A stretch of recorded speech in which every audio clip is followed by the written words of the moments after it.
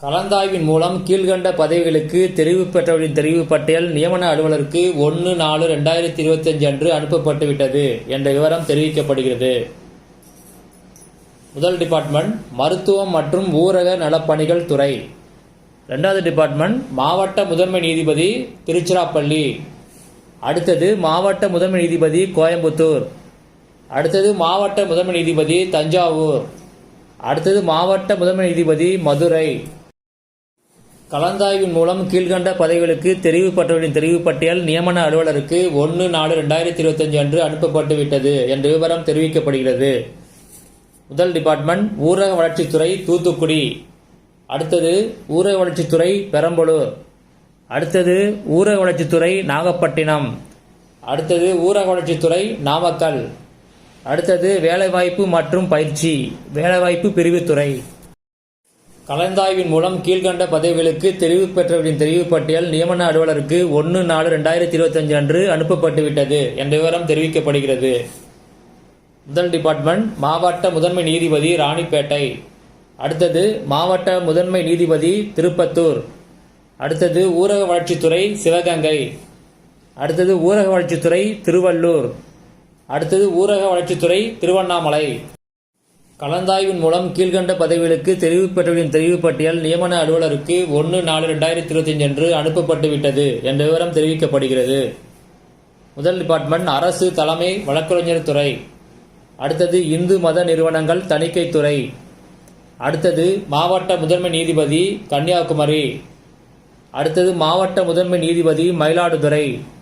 அடுத்தது மாவட்ட முதன்மை நீதிபதி கள்ளக்குறிச்சி. கலந்தாய்வின் மூலம் கீழ்கண்ட பதவிகளுக்கு தெரிவு பெற்றவர்களின் தெரிவு பட்டியல் நியமன அலுவலருக்கு 1/4/2025 அன்று அனுப்பப்பட்டுவிட்டது என்ற விவரம் தெரிவிக்கப்படுகிறது.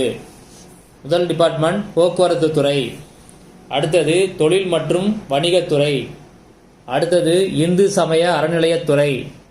அடுத்தது காவல்துறை. அடுத்தது வேளாண்மை துறை. கலந்தாய்வின் மூலம் கீழ்கண்ட பதவிகளுக்கு தெரிவு பெற்றவர்களின் தெரிவு பட்டியல் நியமன அலுவலருக்கு 1/4/2025 அன்று அனுப்பப்பட்டுவிட்டது என்ற விவரம் தெரிவிக்கப்படுகிறது. முதல் டிபார்ட்மெண்ட் மாவட்ட முதன்மை நீதிபதி உதகமண்டலம். அடுத்தது புவியியல் மற்றும் சுரங்கத்துறை. அடுத்தது முன்னாள் படைவீரர் நலத்துறை. அடுத்தது பேரூராட்சி இயக்குநரகம். அடுத்தது மாநில திட்ட ஆணையம். கலந்தாய்வின் மூலம் கீழ்கண்ட பதவிகளுக்கு தெரிவு பெற்றவர்களின் தெரிவு பட்டியல் நியமன அலுவலருக்கு 1/4/2025 அன்று அனுப்பப்பட்டுவிட்டது என்ற விவரம் தெரிவிக்கப்படுகிறது. முதல் டிபார்ட்மெண்ட் அயலக தமிழர் நலன் மற்றும் மறுவாழ்வுத்துறை. அடுத்தது பள்ளி கல்வித்துறை. அடுத்தது மீன்வளம் மற்றும் மீனவர் நலத்துறை. அடுத்தது தொழிலாளர் துறை.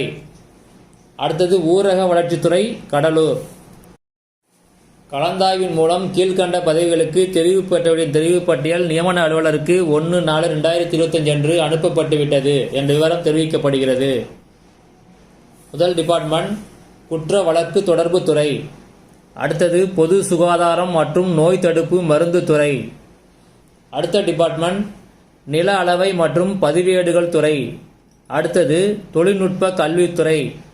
அடுத்தது ஊழல் தடுப்பு மற்றும் கண்காணிப்பு துறை. இந்த அனௌன்ஸ்மெண்ட் என்ன சொல்லியிருக்காங்க அப்படின்னா, சுருக்கெழுத்து தட்டச்சர் பதவிக்கு தெரிவு செய்யப்பட்ட தேர்வுகளின் தெரிவு பட்டியல், அதாவது செலக்ஷன் லிஸ்ட் 125 துறை அலகுகளின் நியமன அலுவலருக்கு கலந்தாய்வு முடிவுற்ற 13 வேலை நாட்களில் தேர்வு ஆணையத்தால் விரைவாக அனுப்பப்பட்டுள்ளது. அதாவது என்ன சொல்லியிருக்காங்க அப்படின்னா, ஸ்டெனோடைபிஸ்டுக்கான செலக்ஷன் லிஸ்ட்டை அவங்க 13 நாளில் 125 டிபார்ட்மெண்ட்டுக்கு அனுப்பி முடிச்சுதான் சொல்கிறாங்க.